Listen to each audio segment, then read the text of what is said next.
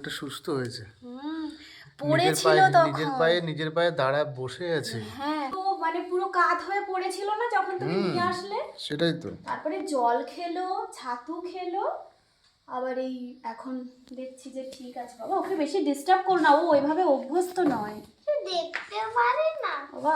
ও তো আমাদের, ও কি ছোটবেলা থেকে মানুষের কাছে থাকে বলো? ও তো একা একা বড় হয়েছে। আরে ও আমাদেরকে দেখে না ভয় পাচ্ছে, সেই ভয়টাকে কাটাতে তুই ওদের পিছনে লাগিস না বিহান। ওকে একটু কমফোর্ট ভাবে থাকতে দাও। ও কালকে ঠিক হয়ে যাবে, কালকে একটু ছাতুই দিও হালকা করে, আর ওআরএস জলটা দেবো। ওআরএস এখন ছেড়ো না প্লিজ, যখন উঠবে তখন ছাড়বে।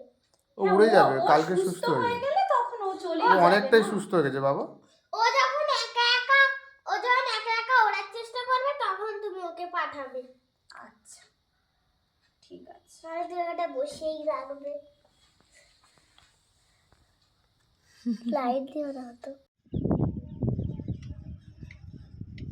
একা একা উঠে বসে আবার জানলার পাশে দেখছে, দেখো ওই যে অনেকটা ভালো আছে। জানি না উড়ে চলে যাবে কি না, যদি যেতে চায় যাক।